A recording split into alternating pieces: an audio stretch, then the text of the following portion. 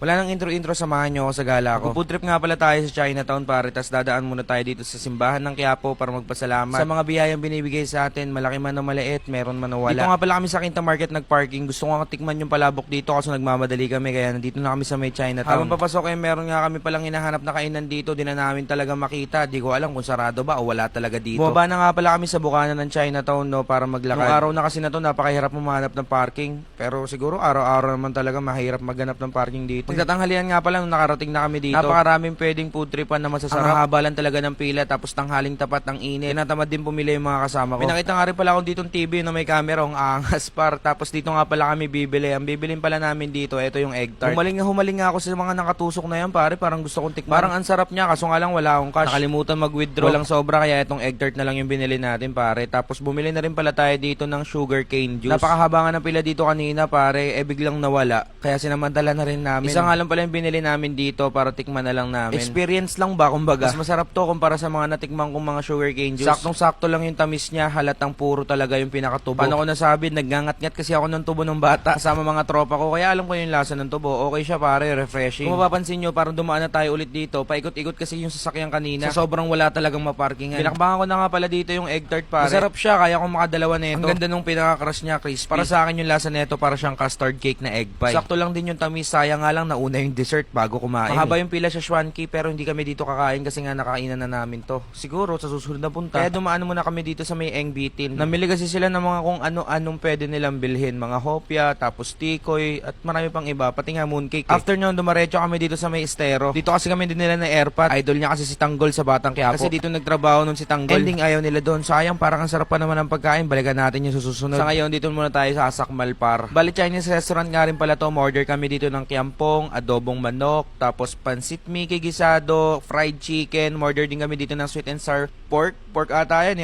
tama, pork. Tapos order kami dito ng kikiam, tapos lumpiang sariwa pa. Tara par, sakmal na tayo. Nagustuhan ko lang dito kapag lumpiang sariwa, no, bibigay talaga sa inyo yung pinaka-sauce. Ikaw na bahala kung gaano karami kukunin mo. Okay naman yung lumpiang sariwa pare, sauce pa rin talaga magdadala. Hindi ko masyadong alam yung pinambalot dito pare, pero nasanay kasi ako sa kulay puti na malambot na gawa sa itlog tsaka harina. Pero sa sauce pare, wala akong masabi, panalong panalo. Hindi lang isa sa mga dahilan kung bakit ako nasasarapan sa mga Chinese food kasi gumagamit sila ng cassava starch pampalapot. Mas maganda lapot kapag yun yung gamit pare, kaya nga tinry pa rin natin yung sauce na yun dito sa ating fried chicken, panalo. Tapos first time ako makakain ng kiampong na merong malaking mushroom ba yun? Tapos meron ding atay. Last time kasi ako nakakain ng kiampong pare, plain lang, kung may sahog man maliliit lang yung hiwa. Yung sweet and sour pork naman wala tayong pag-uusapan. Talagang nagsusuntukan yung asim tsaka tamis. Fried chicken naman pare, malutong tapos malasa yung loob. Tapos nagko-complement pa yung pinaka-sauce nila. Itong kikiam yung isa sa mga binabalik-balikan ko dito. Take note, mas masarap yung regular kaysa sa special nila. Para sa akin lang, ang sarap din ng sauce na kasama dun pa. Kasi may mas nakainan pa ako ditong kikiam na mas masarap pa. Para sa akin to pero again, pag nilagyan mo ng sauce talaga nagko-complement yung buong lasa niya. Kayo ba mga guys, may marirecommend ba kayo sa akin Chinese restaurant na legit, authentic? Bukod sa Schwanky kasi nakakain na kami doon. Basta recommend kayo masarap food tripan dito, mapa street food man, restaurant o kahit hindi Chinese food. Try natin tikman par. Yung pansit Mickey gisado naman pare, tama lang yung timpla, tapos tama-tama lang din yung pagkakaluto sa mga noodles. Yun lang mga tol, comment nyo kung saan masarap po food trip dito sa Chinatown. Maraming salamat sa panonood.